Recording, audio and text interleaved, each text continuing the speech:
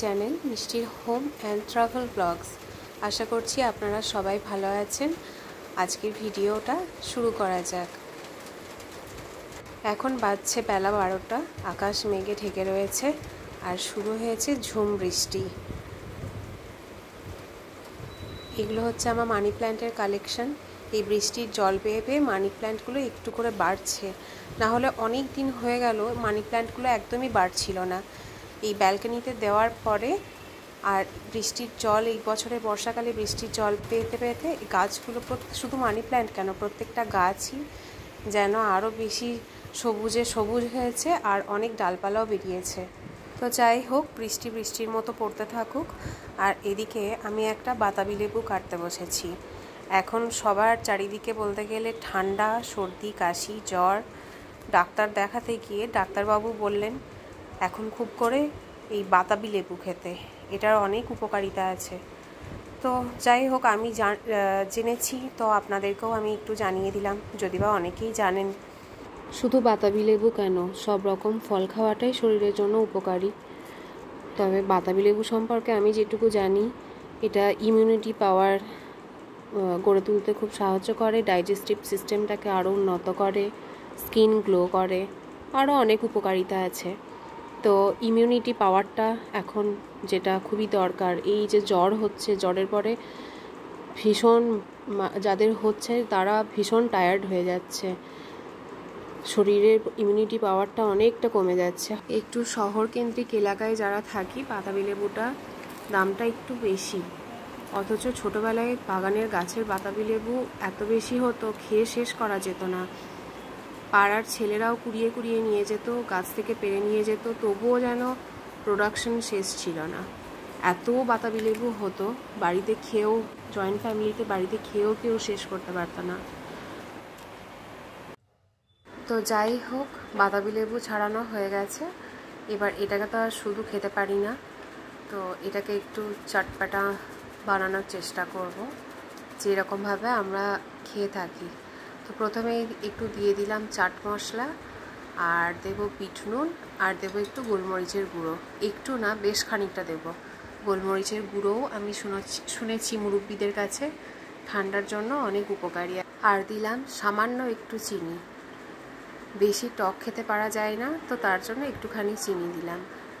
এবার আমি এটাকে হালকা হাতে একটু ভালো করে মেখে নেব।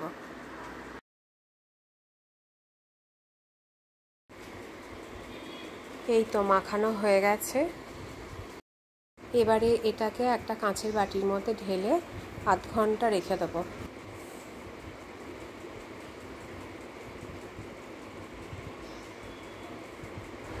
আচ্ছা, যারা আমার ভিডিওটা দেখছেন তাদের মধ্যে এমন কেউ যদি থেকে থাকেন যারা স্প্যাম কমেন্ট করেন, এই যে বন্ধু হলাম, আশা করি বন্ধু হবেন, বা অনেকে লেখেন সাবস্ক্রাইব করলাম বা সাব করলাম, ব্যাক করুন, প্লিজ এরকম ধরনের কোনো কমেন্ট করবেন না। অনেক আশা নিয়ে এই চ্যানেলটা আমি নতুন করে খুলেছি, আর দয়া করে এমন কোনো স্প্যাম কমেন্ট করবে না যাতে করে আমার চ্যানেলের ক্ষতি হয় আর আপনাদেরও চ্যানেলের ক্ষতি হয়। আর এই স্প্যাম কমেন্টের দৌলতে আপনারা যে সাবস্ক্রাইব করবেন আমার চ্যানেলে, সেই চ্যানেলের সাবস্ক্রাইবারটাকে ইউটিউবের থেকে কাউন্ট করবে না, ওটাকে কেটে দেবে। সুতরাং স্প্যাম কমেন্ট করেও লাভ নেই, আর সাবস্ক্রাইব করেও এভাবে লাভ নেই। বাতাবি লেবু তো মাখানো কমপ্লিট। এরপরে আমাদের প্ল্যান ছিল একটু বাইরে খেতে যাওয়ার, তো তার জন্য রেডি হয়ে আমরা রওনা দিয়েছিলাম বাইরে। কোথায় যাচ্ছি চলুন দেখতে থাকুন।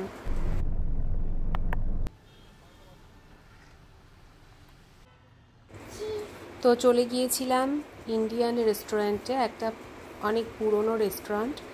এখানে বিরিয়ানি অনেক দিন থেকে খাওয়ার খুব ইচ্ছে ছিল, তো চলুন ভেতরে যাই আর চেষ্টা করব স্পেশালি বিরিয়ানির ওপরে প্রপার ফিডব্যাক দেওয়ার।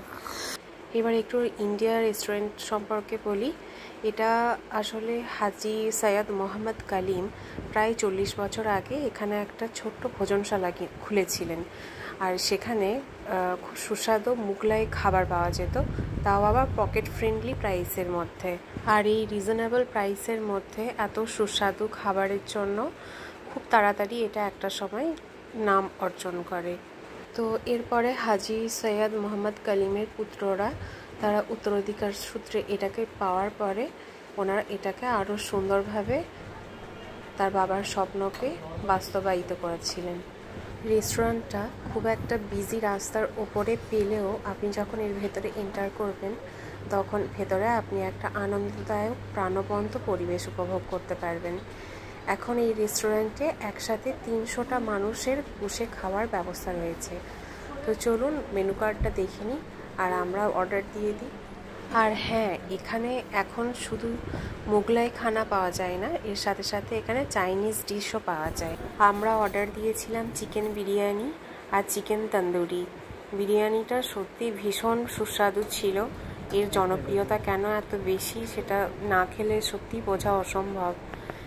আর চিকেন বিরিয়ানিটা আমার মনে হয়েছে হয়তো এটাকে কাচ্চি বিরিয়ানি যেভাবে বানানো হয় মেবি সেভাবে বানানো হয়েছিল। চিকেন বিরিয়ানি তো আমরা সবাই কম বেশি বানাতে পারি, কিন্তু এই যে আলুটা এত সফট হয়ে যায়, না বেশি ভাজা থাকে অথচ আলুটা এত সফট, তারপরে চিকেনটা এই যে জুসি আর টেন্ডার ব্যাপারটা এত সুন্দরভাবে করতে পারি না। আমরা এটা কৈখালি ইন্ডিয়া রেস্টুরেন্টে গিয়েছিলাম, আর এদের যে মেন ব্রাঞ্চ সেটা খিদিরপুরে আছে। তো এদের বিরিয়ানি কোয়ালিটির জন্য নতুন কিছু তো আর বলার নেই, অবশ্যই খুবই সুন্দর। যারা একটু স্পাইসি একটু রিচ খেতে পছন্দ করেন তাহলে তারা চোখ বন্ধ করে এখানে এসে যাবেন। তো খাওয়া দাওয়া শেষ করে আবার বাড়ি ফিরে যাওয়ার পালা। যদি ভিডিওটা আপনাদের একটুও ভালো লেগে থাকে লাইক, শেয়ার আর সাবস্ক্রাইব করতে কিন্তু ভুলে যাবেন না। আর এই ভিডিওটি দেখার জন্য আপনাদের সকলকে ধন্যবাদ জানিয়ে এখানেই শেষ করলাম।